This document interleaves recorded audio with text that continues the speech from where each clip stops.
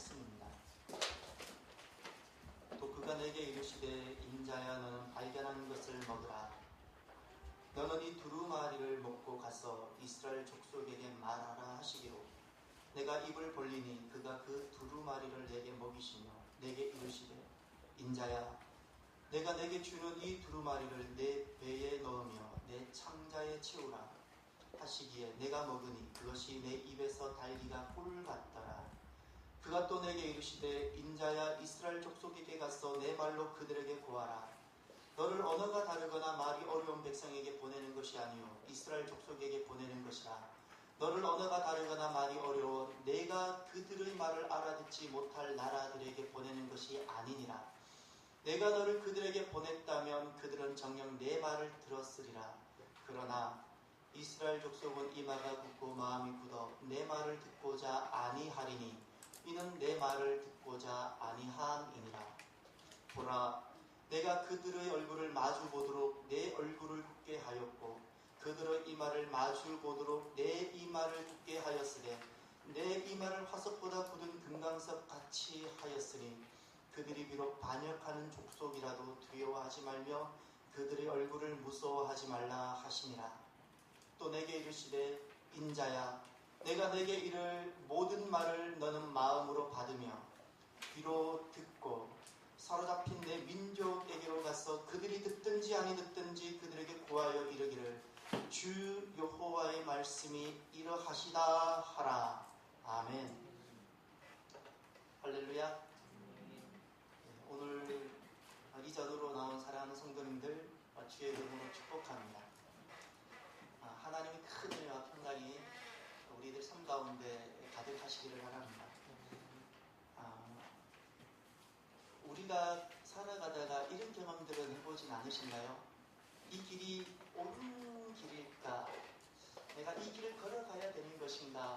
이런 의심, 의구점 가져본 적은 없으신지요?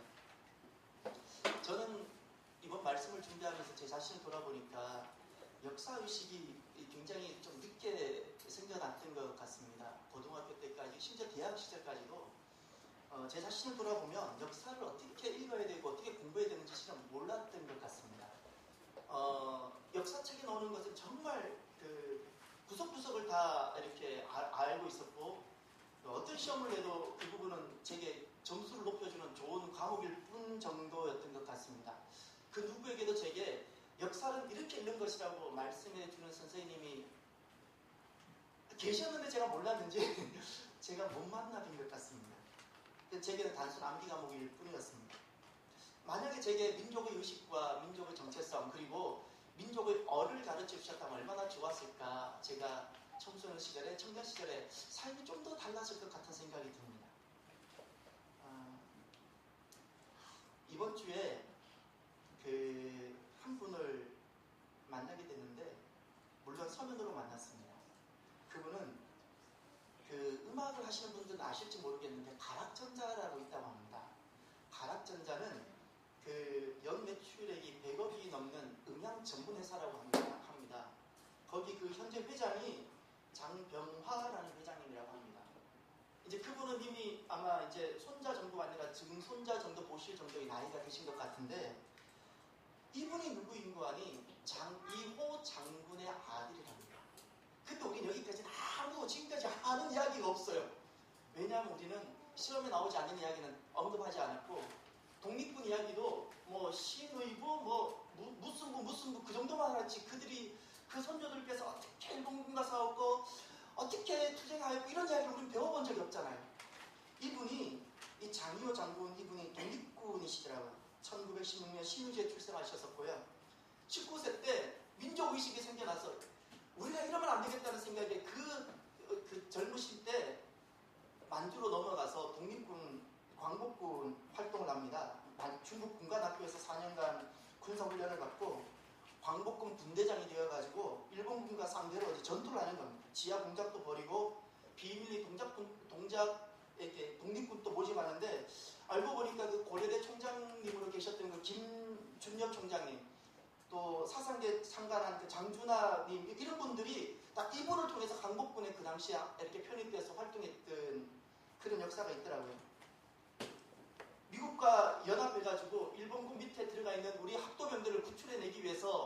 같이 라이언 일병 구하기 이런 작전도 벌였던 그런 분이에요. 그런데 일본이 해방되어가지고 그 작전은 전개는 못했다고 합니다. 그런데 그 다음 이야기입니다.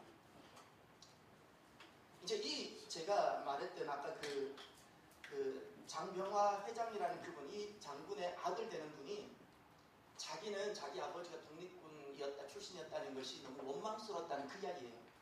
자기는 자기 아버지가 독립군이었다는 게 너무 원망스럽다는 거예요. 그렇게 못 맞춰 광복하고 나서 결혼해서 자기가 장남이고 자기 밑에 동생이 태어나는데 동생은 6.25 50년동이고 본인은 이제 조금 더 일찍 이제 되는 거예요. 그러니 뭐 중손자까지는 안 되겠네요. 그런데 이제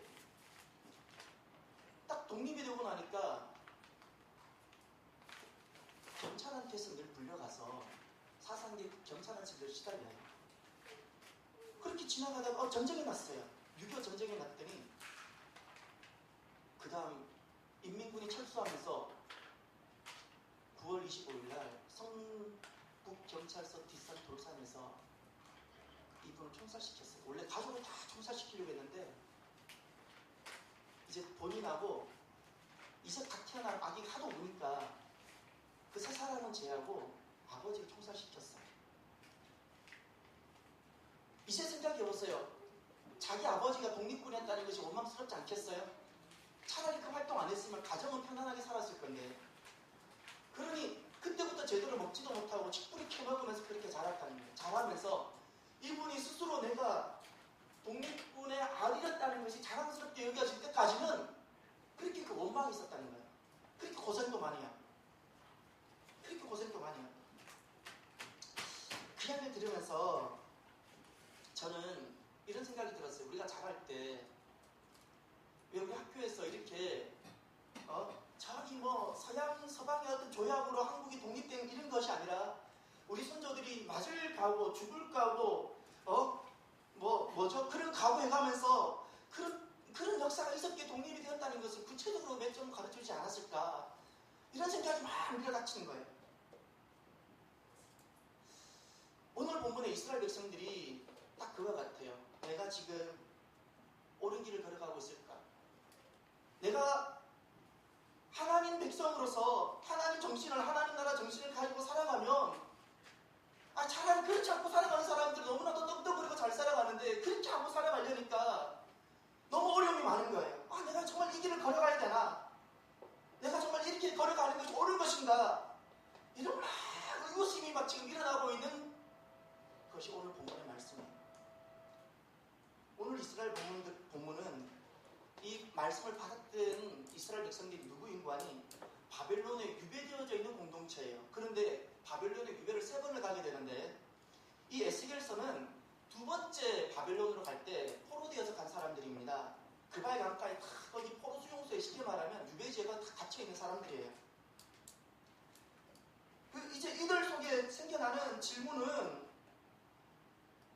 처음에는 우리가 이곳에 와 있다는 아직 예루살렘 성전은 무너지지 않았어요. 3차 유배 때 완전히 무너져요. 이 예루살렘 성전이 언제 무너지냐면 여러분 에스겔서 33장으로 한번 가보십시오.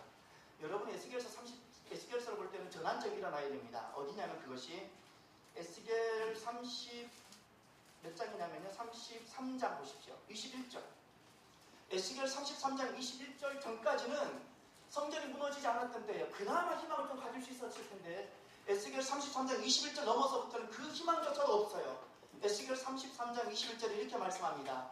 우리가 사로잡힌 지, 이 사로잡혔다는 것은 2차 사로잡히는 것을 말하는 거예요. 12째 해 10달, 10째 달, 5째 날 10월 5일 날 예루살렘에서부터 도망하여 온 자가 내게 나와 말하기를 어떻게? 그 성이 함락되었다 하였는데 그래요. 이때 3차 포로가 이때 시작된 거예요. 에스겔 33장 21절에. 그러니 그 전까지는 2차 포로 상황이고 이때부터 3차 포로 상황이고 성전조차도 없어져요. 그러니 여러분 에스겔서가 마무리가 어떻게 끝나는지 아세요? 주님께 성전을 다시 주시는 환상이잖아요. 왜 주세요? 성전이 없어졌기 때문에 그래요. 성전이 없어졌기 때문에. 지금 그발 강가에 모여있는 에스겔을 포함한 그 이스라엘 유배 공동체, 바벨론 유배 공동체 상황을 알아야 됩니다. 처음에 이들은 하나님께서 심판하신 것에 대해서는 너무 놀랐어요. 그리고 또 혼란스럽기도 하고 막 애통하기도 하고 그러다 분노가 막 일어나고 이제는 이 유배가 심판에 대해서 하나님 뜻이 아니라고 거부하고 이 상황을 받아들이지 않는 거예요. 아니야, 이런 상황 있을 수 없어. 내가 여기 있을 수 없어. 거부하는 거예요. 하나님 뜻이 아니라고 하나님 뜻과 관계가 없다고 멀리하는 겁니다. 말씀을 거부하는 겁니다. 이 말씀을 거부한다는 것은요, 말씀을 안 듣는다는 뜻이 아닙니다. 이스라엘 백성들이 왜 말씀을 안 듣겠습니까? 그들은 나면서부터 말씀을 듣고 자랐는데, 말씀을 거부한다는 뜻은 듣고 싶은 말씀만 듣는다는 거예요. 지금 바벨론에서 유배 생활하고 있는 그들은 말씀을 듣는 것이 아니라 듣고 싶은 말씀만 듣고 싶은 거예요. 이것은 참 하나님 뜻이 아닐 수 없겠어요. 차라리 바벨론 군사들로 의해서 우리가 이렇게 되었다고 하면 더 마음이 편하겠어요. 이 동시대에 지금 에스겔은 바벨론 2차 포로 수용소에서 예언하고 있을 때 예루살렘에서 3차 멸망을 앞두고 있는 예루살렘에서 누가 예언하고 있었는 거 아니? 예레미야 선지자가 예언했어요. 똑같은 동시대 사람인데 예레미야 선지자가 주님 말씀을 받아서 대신하신 말씀이 있어요. 평강하다 평강하다 하나 평강이 없도다 말씀하셨어요. 사람들이 평강을 원하거든요. 2차가 2번이나 정복을 당해봤어요. 그들의 꿈은 이제 제발 좀 평강이었으면 좋겠어요. 그 도시 이름 그대로 샬롬이 좀 되었으면 좋겠어요. 다른 이야기 듣고 싶지 않는 거예요. 이제는 심판 이야기는 안 듣고 싶은 거예요. 심판 이야기만 하면 나쁜 놈이 되는 거예요. 사실을 사실대로 말 못하는 거예요. 이것이 지금 이스라엘 공동체 상황입니다. 이스라엘 공동체 상황. 그들이 걸어가야 되는 걸 의심하고 있는 거예요. 어떻게 이런 부정하고 싶은 현실을 극복하고 회복과 소망으로 갈 수 있을까요? 두 가지로 오늘 본문에서 분명히 말씀해주고 있습니다. 이런 정말 생각하고도 싶지 않은 이런 현실을 극복하고 하나님이 약속하는 그 소망으로 나아가기 위해서는 그 첫 번째가 하나님이 나를 이끄시는 목자가 되신다는 이 진리를 유배지와 같은 상황 속에서도 여전히 경험해야 되는 거예요. 하나님이 나의 목자가 되신다는, 여호와는 나의 목자이십니다라는 이 고백은 실마나 물가 푸른 잔잔한 푸른 초장 실마나 물가에서만 고백하는 것이 아니라 유배지와 같은 상황 속에서 경험을 해야 되고 그것을 고백해야 된다는 거예요. 오늘 본문 6절 7절을 보시길 바랍니다. 6절 7절에 이런 말씀을 합니다. 너를 언어가 다르거나 말이 어려워 내가 그들의 말을 알아듣지 못할 나라들에게 보내는 것이 아니니라.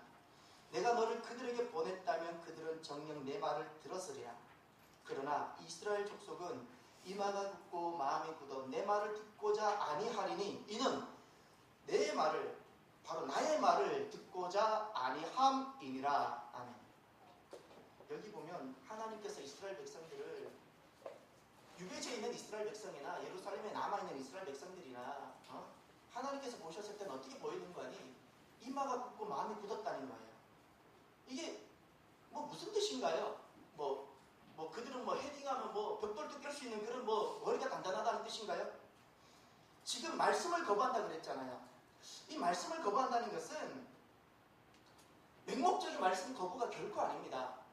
맹목적인 말씀 거부는 세상에나 있는 거지요. 지금 이스라엘 백성들은 맹목적으로 결코 말씀을 거부하지 않습니다. 이들이 이마가 굳고 마음이 굳었다는 것은 다른 뜻이 아니에요. 지금 이런 상황을 내가 용납할 수 없다라는 거예요. 지금 이 상황을 용납하지 못하고 하나님이 섭리 가운데 있다고 내가 용납하지 못한다는 거예요. 그것이 결국 하나님 보실 때는, 이들을 이끌어가신 하나님 보실 때는 마음이 굳은 겁니다. 유배 공동체라는 상황을 긍정할 수가 없는 거예요. 긍정할 수 없는 거예요.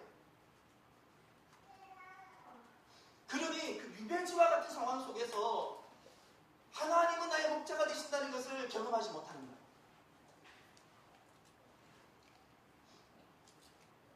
유배지와 같은 심판 가운데 있을지라도 유배지와 같은 심판 가운데서도 하나님의 선한 복이 있는 줄 믿으시길 바랍니다. 히브리서 6장에 보면 이렇게 말씀합니다. 주께서 그 사랑하시는 자를 징계하신다 말씀하십니다. 하나님께서는 비극적이지만 심판이라는 방법을 통해서 하나님의 말씀을 권위를 세우시고 하나님의 주권을 분명히 그들에게 확증시켜 주십니다. 내가 너의 하나님이라는 것을, 너희들은 내 백성이고 나는 너의 하나님이라는 것을 비극적이지만 심판이라는 방법을 통해서 분명히 확증시키십니다. 만약에 우리 인생에 살아가면서 가장 낮은 자리에서 하나님을 경험하고 또 하나님을 경험함으로 정말 인생의 승리를 맛보게 되면 그 사람은 어떤 곳에서도 그는 하나님을 경험할 수 있어요. 가장 낮은 자리에서 하나님을 경험했다면 그는 어디를 갖다 놔도 하나님을 경험할 수 있습니다. 세상이 두렵지 않습니다. 저는 우리 그리스도인들이 정말 그 하나님 방법대로 살면서 경험했으면 좋겠어요. 우리가 예를 들어서 그런 거예요. 주일날 오픈하면 누구나 돈을 하루를 일하니까 얼마나 돈을 많이 벌 수 있어요. 그건 어린아이도 알아요. 그건 삼척 종도도 알아요. 그런데 우리가 하나님을 경험하는 것은 주일날까지 오픈했더니 하나님이 복을 많이 주셨습니다가 아니라 주일날 당당하게 문을 닫아도 하나님께서 나의 삶을 이렇게 이끌어 주셨습니다라는 이런 고백까지 경험이 있었으면 좋겠어요. 이런 거예요, 이런 거. 남들은 내가 먹고 살기도 힘드는데 그 중에 10분의 1을 떼서 내 모든 삶과 내 생활과 내 생명의 주인이 하나님 거라는 것을 고백하고 나도, 그렇게 하고 나도 하나님께서 내 삶을 이렇게 인도해 주셨고 내 자녀를 이렇게, 내 산업을 이렇게 역사해 주셨다고 이런 경험과 이런 고백이 있었으면 좋겠어요. 이런 역사가 좀 있었으면 좋겠어요. 오늘 에스겔 선지자 말씀인데요. 에스겔을 통해서 하나님 주시는 말씀인데 에스겔 이름의 뜻을 꼭 알고 넘어갔으면 좋겠어요. 에스겔 이름의 뜻 의미가 너무너무 중요합니다. 에스겔을 하나님께서 미리 예배해준 사람인데 예언자적 의미가 있어요. 그 이름 뜻이 하나님이 강하게 하신다 뜻이에요. 하나님이 강하게 하신다. 그 유배지 같은 곳에서도 얼마든지 하나님은 나의 목자가 되신다는 경험하게 할 수 있다는 겁니다. 그래서 하나님은 처음부터 에스겔 선지자를 준비해 주신 거예요. 유배지에 있는 이스라엘 공동체를 향한 하나님께서 희망과 소망의 메시지를 주시고자 이름도 에스겔로 지었어요. 하나님이 강하게 하신다. 유배지 같은 상황에서라도 하나님을 경험하면 우리 강해지는 줄 믿으시길 바랍니다. 유배지 같은 상황이 다 극복되어야지 강해지는 것이 아니라 그 속에서 우리가 강해지는 방법은 하나님을 경험하는 겁니다.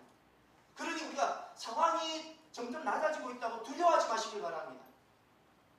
유배지 같은 상황, 점점 낮아지고 있는 상황일지라도 우리는 얼마든지 그곳에서 하나님은 나의 목자가 되신다는 것을 경험할 수가 있습니다. 우리 인생에 보면 어두운 사건들이 있지요. 그래 요즘은 전에는 이 말을 안 쓰다가 요즘은 그 말을 많이 쓰면서 사람들을 이렇게 사로잡아요. 트라우마가 당연한 것처럼. 아니요, 트라우마는 당연하지 않습니다. 왜 트라우마가 마치 우리가 어떤 사건이 있었으면 항상 평생 그 사람은 인생을 떠날 때까지 그 트라우마에 갇혀 있어야 되나요? 예전에 쓰지 않았는데 요즘은 지식이 많아지면서 그것이 마치 당연한 것처럼 말하는데 아니요, 저는 부정하고 싶습니다. 당연하지 않습니다. 본인이 벗어나지 않았기 때문입니다. 그는 지난날 그 어두운 사건에 아직도 머물러 있을 뿐입니다. 자기 스스로 선택한 겁니다. 내 인생 누구나 어두운 사건에 다 있을 수 있습니다. 그런데 이것을 구별하시기 바랍니다. 조심하는 것과 두려움에 빠진 것은 차원이 다릅니다. 지난날 어두운 사건, 지난날 기억하고 싶지 않은 사건에 대해서 내가 조심하는 것과 두려워하는 것은 다릅니다. 조심하는 것은 지난날의 그 경험을 통해서 내가 앞으로 나아가고자 하는 몸부림입니다. 적극적인 몸부림입니다. 그러나 두려워하는 것은 지난날의 경험에 사로잡혀서 멈춰있는 것이고 조금 또 앞으로 나가지 않는 몸부림입니다. 너무나도 다릅니다. 두려움에서 벗어나시길 바랍니다. 내 안에 있는 모든 원망과 분노도 떠나보내야 됩니다. 왜 그럴까요? 유배지 같은 상황 속에서도 하나님 계시는 줄 믿으시길 바랍니다. 유배지 같은 상황 속에서도 하나님 계시고 우리는 유배지 같은 상황 속에서도 우리는 하나님으로 말미암아 강해질 수 있습니다. 할렐루야. 네. 이것이 하나님의 뜻입니다. 유배지 같은 상황이 우리 인생에 닥쳤을 때는 그곳에서 너는 죽으라고 하나님께서 보내시는 것이 아니라 그 속에서 정말 우리를 강하게 하시고자 하나님께서 정말 하나님도 원하지 않는, 나도 원하지 않는, 그 누구도 원하지 않는 그 유배지를 우리가 경험하기도 합니다. 그것은 나를 정말 사랑하시기에 강하게 하시고자. 그리고 또 하나, 이 유배지 같은 상황 속에서 그러면 하나님이 정말 나의 목자가 되시고 하나님 나의 나를 인도하신다는 것을 어떻게 할 수 있을까요? 하나님 어떻게 나를 인도하실까요? 정말 중요한 것이 하나 있는데 하나님의 말씀을 유일한 절대적 진리가 되게 될 때입니다. 하나님 말씀이 유일한 절대적 진리입니다. 이것이 되면 하나님께서 어떻게 인도하시는지를 하나님의 목자라는 사실을 우리가 알게 됩니다. 하나님도 그렇게 역사하십니다. 인도하십니다. 오늘 본문 10절과 11절을 보시길 바랍니다. 오늘 본문 10절과 11절은 너무나도 중요한 말씀입니다. 함께 보시겠습니다. 또 내게 이르시되 인자야 내가 내게 이를 모든 말을 너는 마음으로 받으며 귀로 듣고 사로잡힌 내 민족에게로 가서 그들이 듣든지 아니 듣든지 그들에게 고하여 이르기를 주 여호와의 말씀이 이러하시다 하라. 아멘.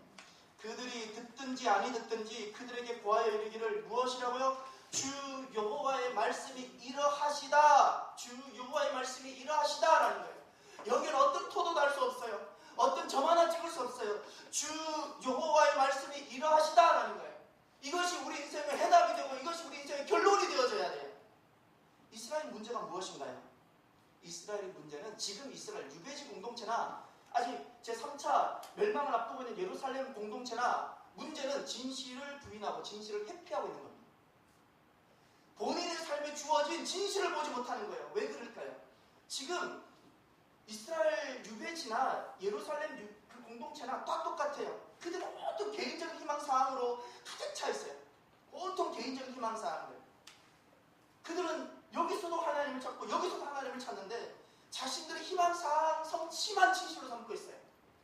내가 원하는 바로 되지 않는 것은 진실이 아닌 거예요. 그들이 하나님 앞에 나아가는 이유가 자신의 희망사항 성취만을 위해서. 그러니 의로운 분노 속에 계시는 하나님 뜻을, 우리를 향한 의로운 분노 속에 계시는 하나님 뜻을 볼 수가 없는 거예요. 만나지 못하는 거예요. 예루살렘이 왜 멸망을 당했을까요?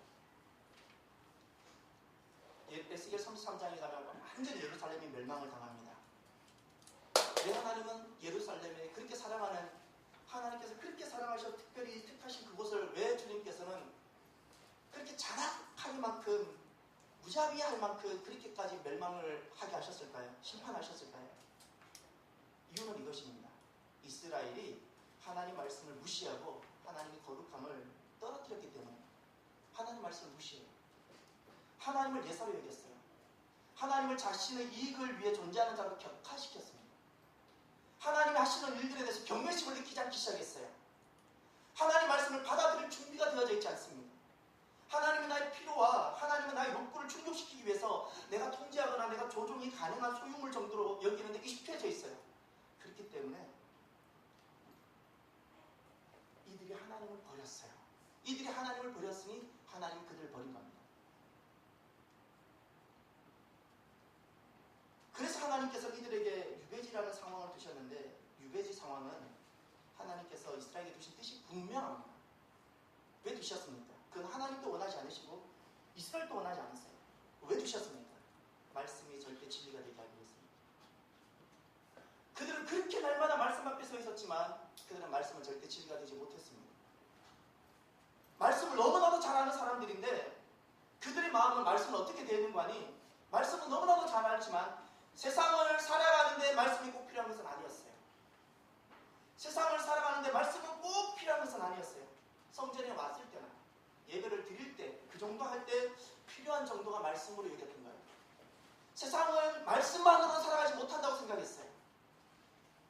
이스라엘이 멸망한 이유는 다른 게 아니에요. 이스라엘이 멸망하고 망한 이유는 그들이 말씀을 버렸기 때문에, 그들이 하나님을 버렸기 때문에. 만약에 오늘 우리 인생 말씀을 내가 예사로 여기고 만약에 오늘 우리 인생이 하나님을 내 인생의 필요와 희망사항을 채워주시는 분으로 격화시키고 내 자녀들에게 영어와 세상의 수많은 지식을 쌓기 위해서는 모든 인생을 마다하지 않으면서 그들에게, 내 자녀들에게 말씀만큼은 제해보기 시작한다면 우리 인생은 무너지는 것은 하루 아무것도 아닙니다. 아무것도 아닙니다. 저는 우리 안에 우리 자녀들이 방과후 끝나면 학원 가고 그러잖아요.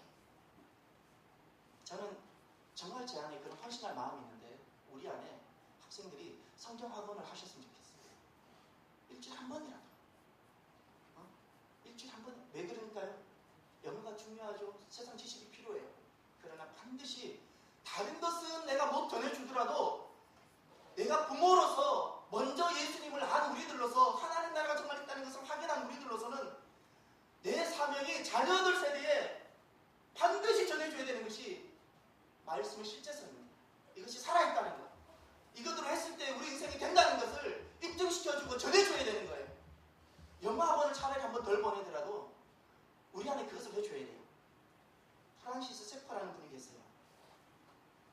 이분은 많은 분으로부터, 많은 사람들로부터 존경을 받는데, 그는 이렇게 세상을 진단합니다. 세상에 많은 문제들이 생겼는데, 세상에 그렇게 많은 문제들이 생겨난 발단의 원인이 살아계신 하나님의 존재를 모르는 데 있다. 그렇습니다. 왜 세상의 가정에 이렇게 문제가 많이 생겼나요? 하나님, 살아계신 하나님을 모르기 때문에.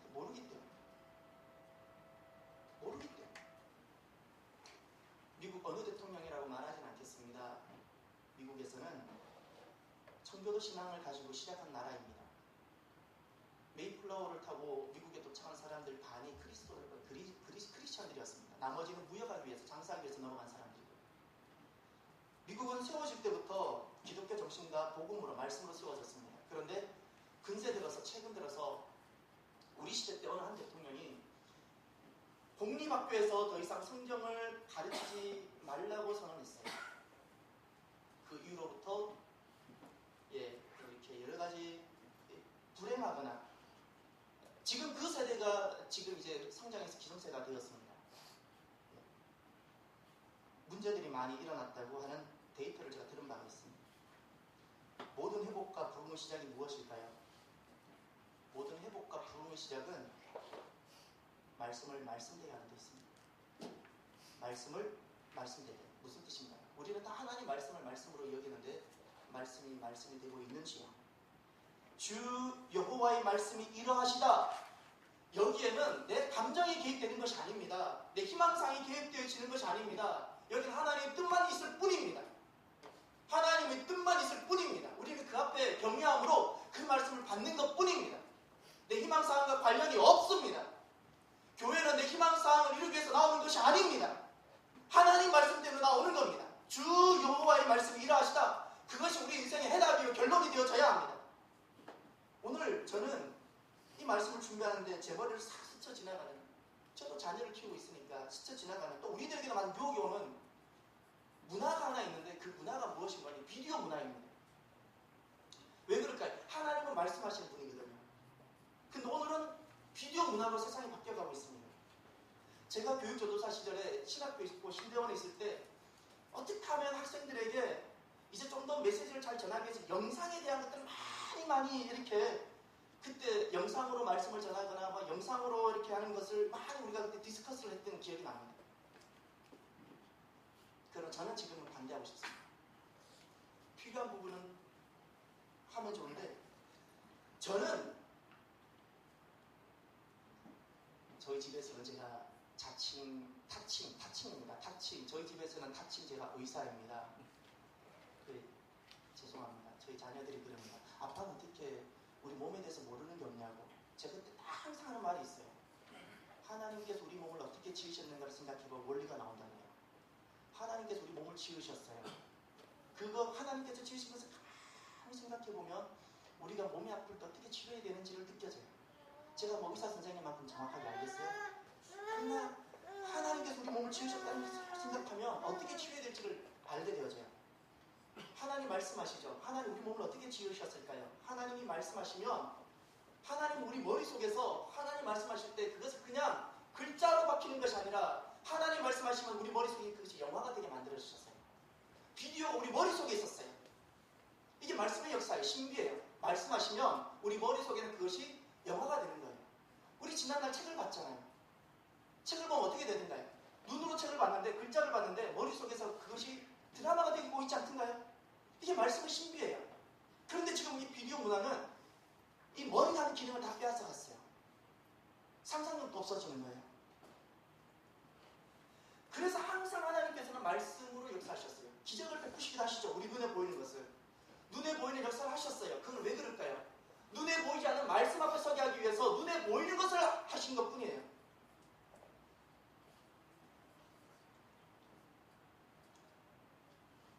주님께서 주 여호와의 말씀을 이해하시다 말씀하셨어요. 그럼 우리는 그것으로 족할 수 있는 성도가 되기를 바랍니다. 말씀이 내 인생의 모든 것이 해답이 되고, 저나 우리 모두는요, 말씀 앞에 모든 것이 종료가 되었으면 좋겠어요. 말씀 앞에 모든 것이 끝났으면 좋겠어요. 그러면 우리는 유배지 같은 상황일지라도 여기서 회복을 경험하고 소망을 볼 수 있게 되는 거예요. 그러면 구체적으로 어떻게 하면 말씀이 진리가 될 수 있을까요? 여기에 반드시 우리가 해내야 되는 것이 있어요. 말씀을 채우기 위해서 어떻게 하면, 말씀을 채워야 되는데 어떻게 하면 이 말씀이 우리가 진리가 되게 할까요? 오늘 본문에 세 가지를 말씀합니다. 1절부터 3절에 보면,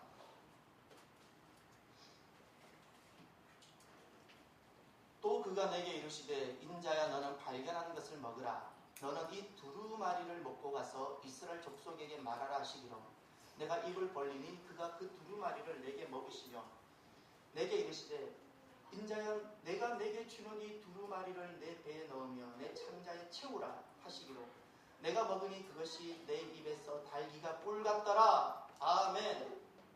예. 오늘 돌아가셔서 이 말씀을 끓여서 좀 드시기를 이 말씀을 좀 끓여서 드시기를, 시편을 전을 붙이셔서 하박국을 말아서 마태 볶음밥을 해 드시기를 바랍니다.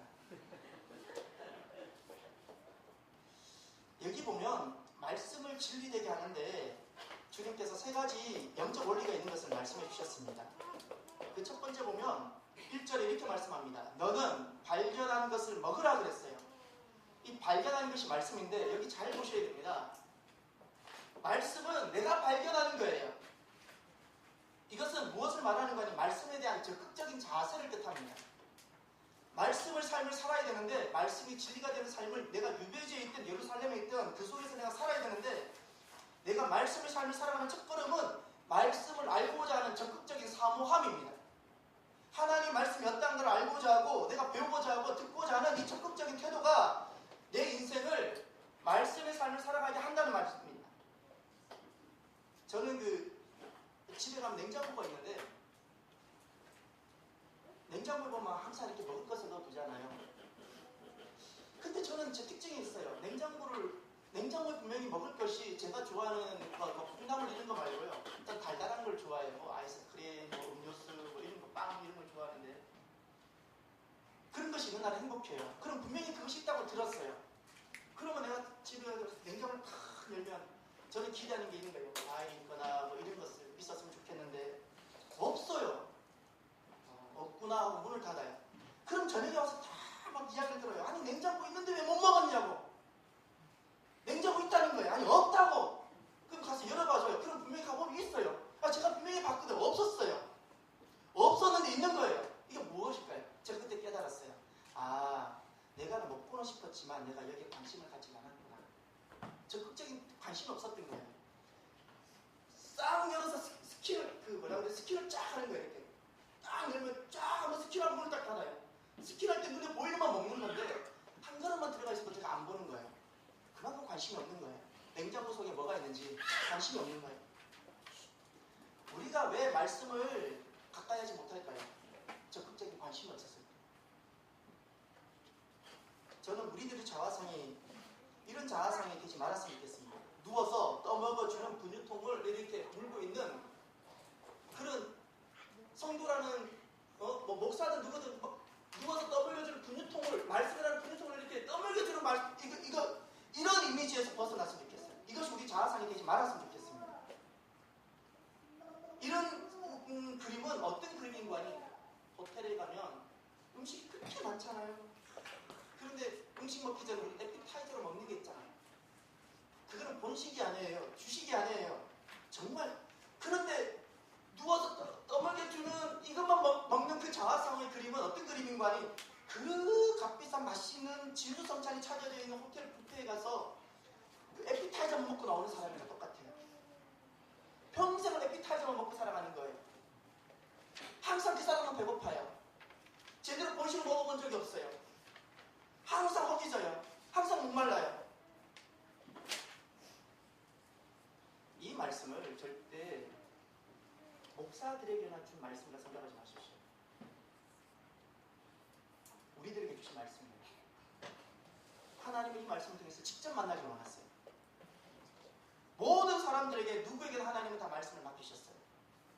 저와 여러분이 말씀을 발견하는 사람 되길 바랍니다. 에스라처럼 학자 같은 마음으로 말씀에 적극적으로 대하십시오. 다윗은 하나님을 이렇게, 다윗이 보셨을 때 다윗은 어떤 사람인가? 말씀을 사랑하는 사람이었어요. 에스라는 하나님 보셨을 때 어땠는가? 말씀을 학자처럼 알고 자는 사람이었어요. 이게 말씀을 발견하는 사람들의 모습이에요. 그러면 말씀이 진리가 되고 그때 말씀이 채워지는 거예요. 그 두 번째, 어떻게 하면 말씀이 진리가 되고 말씀이 채워질 수 있는가? 2절에 보면 내가 입을 벌리니 그랬어요. 예. 이 내라는 존재는 에스겔 선지자입니다. 입을 벌려야 된다는 겁니다. 우리는 내가 말씀을 먹어야 된다고 생각하지만 아니요. 오늘 성경을 정확하게 읽어보십시오. 2절에 보면 내가 입을 벌리니 그가 그 두루마리를 내게 먹이시며 아멘. 입을 벌리는 것은 에스겔이었고 그 에스겔에게 말씀을 먹이는 분은 누구셨어요? 주님이세요. 이 관계를 잘 아셔야 됩니다. 말씀을 먹이시는 분은 주님이십니다. 그럼 말씀을 벌린다, 입을 벌린다는 것은 무슨 뜻입니까? 입을 벌린다는 것은 주님 앞에 입을 벌린다는 것은 달달한 분율만을 기다리겠다는 뜻이 아니에요.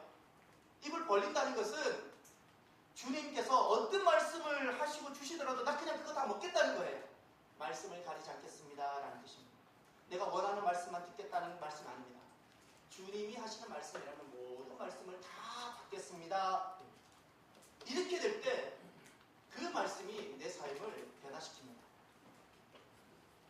내 생각과 가치가 기준이 되면 말씀을 먹지 못하게 됩니다. 편식하면 건강하지 못하다는 걸 우리가 다 알지 않습니까? 영적으로도 편식하면 당근만 찾으면 반드시 영적 성인병에 걸리게 됩니다.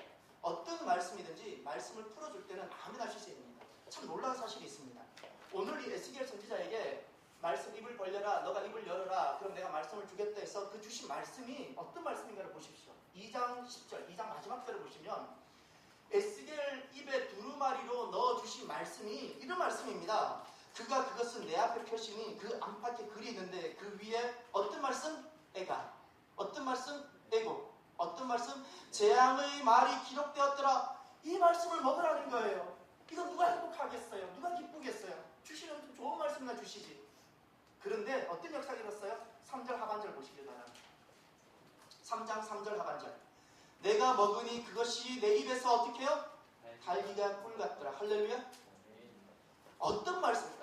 에스겔은 뭐 이거 원했겠어요? 이게 에스겔 희망사항이에요? 애가나 애곡이나 재앙이 에스겔 희망사항이에요? 세상에 이거 원하는 사람이 누가 있어요?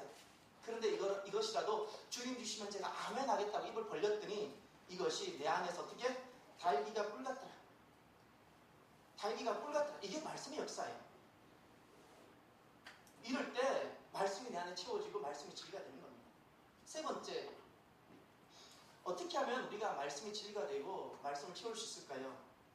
어떻게 하면 유배지에 있든지 예루살렘에 남아있든지 그 속에서 우리가 희망과 소망과 나아갈 수 있을까요? 세 번째가 창자에 채우는 겁니다. 무엇을? 말씀을. 3절에 보시면 이런 말씀이 나옵니다.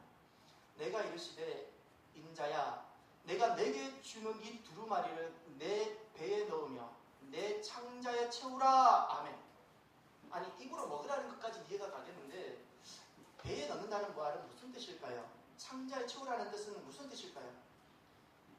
창자, 배 이것은 다 소화기관입니다. 소화기관. 배는 주물주물해서 창자로 내려보내죠. 창자에서는 영양분을 흡수하잖아요. 영양분이 되게 하는 거예요. 먹었다고 되는 게 아니더라고요. 먹었다고 되는 것이 아니라 이게 창자까지 내려가야 돼요. 창자까지 내려가야지 이 말씀이 내 삶이 되는 겁니다.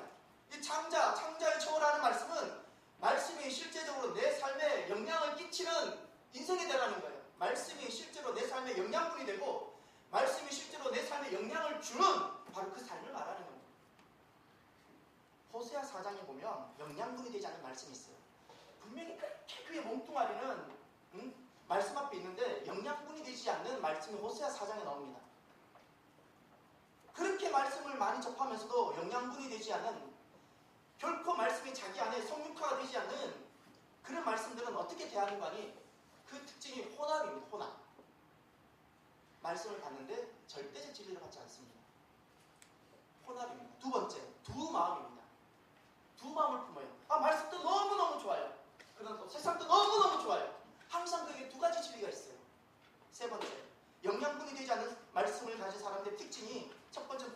마음이요. 두 번째 두 마음이요. 세 번째는 어떤 마음인 거 아니?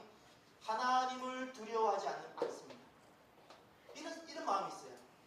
이런 마음들은, 이런 사람들은 결코 말씀이 실제로 내 삶에 영향을 끼치지 않습니다. 못합니다. 우리가 만약에 하나님을 두려워하는 것을 우리가 죽여요. 하나님을 두려워하는 것을 우리가 멀리해요. 하나님을 두려워하지 않아요. 그럼 어떻게 되는 거 아니? 사단이 그러면 모든 것을 두려워하는 것이 생겨나게 해요. 우리가 하나님 한 분만 두려워하면 세상 모든 것이 두렵지 않은데, 우리가 하나님을 두려워하기 포기하기 시작하면 사단은 세상 모든 것이 두렵도록 만들어놔요. 어느 것을 택하시겠어요? 하나님 한 분만 두려워하시겠어요? 아니면 세상 모든 것을 두려워하면서 떨며 사는 인생이 되고 싶으세요? 선택은 우리가 하는 거예요. 저와 여러분이 하나님만 두려워하는 인생이 되었으면 좋겠습니다. 지난주 중에 한 집사님하고 통화하면서 그 집사님이 꿈을 꾸는 이야기를 하시더라고요. 목사님, 꿈을 꿨어요. 어머니가 제가 앉아있는데 글쎄 너무나 즐거운 대화하고 너무 좋았는데 갑자기 뱀이 나타나 자기 귀를 팍 깨물었다는 거예요. 너무 놀라가지고 잠을 깼다는 거예요. 근데 그 이야기를 싹 듣는 순간에 착착 지나가는 것이 있었어요. 너무 세상 이야기를 많이 듣고 이 귀가 너무 세상 이야기를 많이 들어서 혼합되어 있구나. 그렇게 기도를 하는데도 너무 이 귀가 세상에 기울어져 있는 거예요. 세상에. 하나님 말씀에 집중되어져 있는 것이 아니라 세상에 너무 기울어져 있는 거예요. 그러니 뱀이 팍 물어버린 거예요. 뱀이 물었다는 것이 내 이 귀가 너무 세상에 기울어져 있다는 거죠. 여러분, 우리 심령이, 우리 귀가 말씀을 들을 수 있어야 돼요. 말씀을 채워야 돼요. 그래서 제가 그 집사님에게 우리가 약속한 게 있어요. 우리가 서로 이렇게 해보자고. 우리가 사탄을 지치게 한번 해보자고. 제가 그 전화로 그랬어요. 집사님, 사탄을 한번 지치게 해보자고. 사탄은 우리에게 와서 귀도 멍청하게 만들고 눈도 멍청하게 만들고 막 그렇게 하는데 한번 해보라 그래요. 한번 나에게 와서 해보라고. 내가 넘어지라고. 내가 그런다고 망하라고. 한번 해보라고. 사탄을 지치게 한번 해보자고. 사탄을 한번 지치게 해보자고.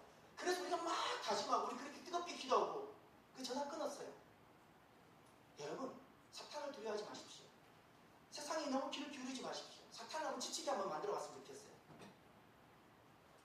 가을이 이제 시작이 됐습니다. 참 좋은 계절 아닌가요? 많은 사람들이 가을을 좋아하죠.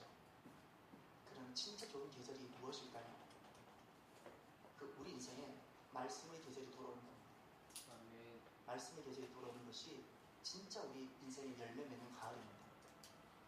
그러니 이번 가을에 다른 많은 계획들보다 내 인생에 말씀에 대한 계획이 서는 이번 가을이 되었으면 좋겠습니다. 저는 제가 이렇게 부족해서 이렇게 교회라는 것을 맡아서 이렇게 막 시작하는데 제가 왜 짐이 없겠어요? 예? 저는 뭐 생각이 없나요? 막 이렇게 하나님 앞에 있으면 하나님께서 좀 구체적으로 막 많은 것을 이야기해 주셨으면 좋겠어요. 근데 보니까 제가 너무 조급해한 것 같아요. 하나님 철저히 저를 더 낮췄어요. 계속해서 하나님께서 우리 공동체에 향해서 딱 한 가지만 현재까지 말씀하세요. 더는 모르겠어요. 한 가지를 말씀하시는데 그 한 가지가 말씀이에요. 그 한 가지가 말씀이에요. 저는 다른 것은 모르겠어요. 그런데 제가 믿어지는 것이 하나 있어요. 말씀으로 나아가면 그 다음 하나님께서 그 다음을 열어주신다는 것이 믿어져요. 할렐루야. 아멘. 그 다음이 주님께서 예배해 주셨는데 일단 먼저 우리가 하나님 말씀을 경외하고 하나님 말씀을 사모하는 말씀이 진리가 되는 심령이 되기를 먼저 원하시는 거예요. 먼저 원하세요. 하나님 우리에게 원하시는 것이 딱 한 가지예요. 그래서 저는 저와 여러분이 이 말씀, 하나님 주신 이 말씀에 순종하고 싶어요. 우리 안에 이 말씀을 발견하는, 말씀을 사모하는 모임을 갖고 싶어요. 말씀을 먹는 모임을 가지려고 하고요. 그리고 이 말씀이 창자까지 내려가서 삶을 변화시키는 말씀을 실천하는 모임을 갖고 싶습니다. 그 모임을 수모임이라고 부르고 싶어요.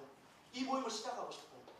저와 여러분이 이렇게 말씀으로 채우고 말씀이 실제로 삶에 영향을 끼치는 저와 여러분의 삶이 이 가을에 시작되어지기를 주의 이름으로 축원합니다. 기도하겠습니다. 오늘 주신 말씀을 가지고 우리 사회가 하나님 앞에서 정직하게 기도했으면 좋겠어요. 단 한마디를 하더라도 하나님께서는 오늘 나에게 무슨 말씀하시는가를 기억하십시오. 그 말씀으로 오늘 나를 부르세요. 그리고 그 말씀에 주님 앞에 응답하시길 바랍니다. 우리 함께 오늘 주신 말씀을 가지고 기다리기 원합니다. 기도합시다. 할렐루야. 하나님 아버지 감사합니다. 오늘 에스겔 말씀을 통해서 하나님 아버지 정말 주님께서 우리에게 원하시는 것이 무엇인지를 정말 주님께서 유배지에 있었던 이스라엘 공동체나 예루살렘에 남아있는 이스라엘 공동체나 그리고 오늘 우리들에게나 정말 하나님께서 원하시는 것이 무엇인지를 우선적으로 원하시는 것이 무엇인지를 알게 해주셔서 감사합니다. 하나님 저희들이 어떻게 하든지 이곳에서 말씀의 공동체가 먼저 되게 하여 주시옵소서. 말씀을 유일한 진리로 삼으며 유배지와 같은 공동체 속에서도 말씀으로 하나님께서 우리를 끌어가신다는 것을 경험하는 공동체가 되어주시옵소서. 하나님 아버지 역사하여 주시옵소서. 하나님 우리 심령이 이 말씀으로 채워지기를 원합니다. 하나님 아버지 참으로 역사하여 주시옵소서. 할렐루야. 하나님 아버지 역사하여 주시옵소서. 이 일에 하나님 아버지 참으로 우리들의 마음을 감동하여 주시고 가정마다 개인마다 이 일에 하나님 앞에 일어나게 하여 주셔서 거룩한 하나님 말씀 운동들이 일어나게 하여 주시옵소서.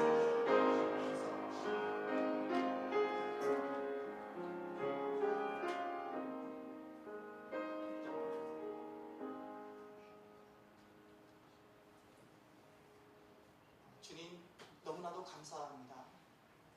오늘 이 아침에 이 복된 주일 아침에 저희들 이곳에서 우리를 불러주시고 이곳에서 우리를 사랑하시기에 말씀으로 돌아오고 말씀을 유일한 진리로 주 여호와의 말씀이 이러하시다는 것에 그것이 결론이 되고 더 이상 아무것도 말하지 않는 그것이 종결이 되어지는 공동체라고 되라고 말씀하신 주님 너무나도 감사합니다. 말씀의 공동체로 세워지게 하여 주시옵소서. 말씀을 발견하는 모임이 일어나며 말씀을 먹고자 하고 말씀이 실제의 삶에 영향을 주는 그런 역사가 우리 안에 시작되게 하여 주시옵소서. 감사하며 예수님 이름으로 기도드립니다. 아멘. 이 시간 오늘 말씀을 기억하시면서 찬송가 200장입니다. 200장 찬양 드리며 드려진 예물을 봉헌합니다.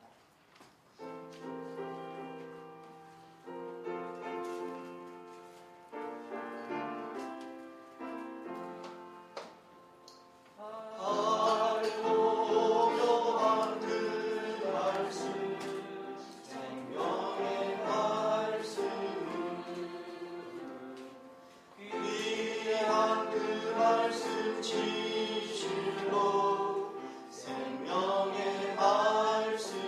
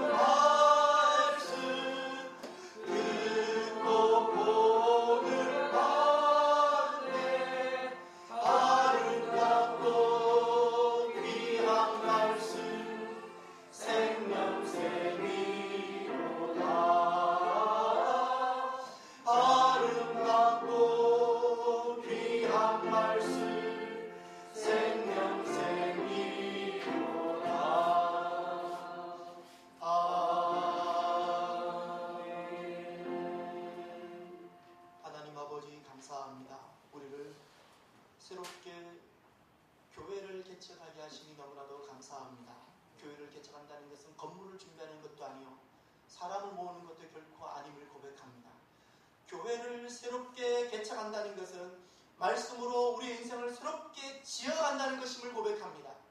하나님 말씀으로 새롭게 지어지며 하나님 오직 말씀만이 유일한 진리로 주 여호와의 말씀이 이러하시다는 것이 종결이 되어지는 말씀 공동체가 주여 되게 하여 주시옵소서. 그렇게 그 말씀이 나를 세우고 말씀이 가정을 세우고 말씀으로 교회가 일어나는 놀라운 역사가 있게 하여 주시옵소서. 오늘도 감사함으로 우리에게 말씀하시는 하나님께 귀한 예물을 드립니다. 11조 예물로 생일 감사원금으로 또 삶의 감사원금으로 그리고 주일원금으로 주님께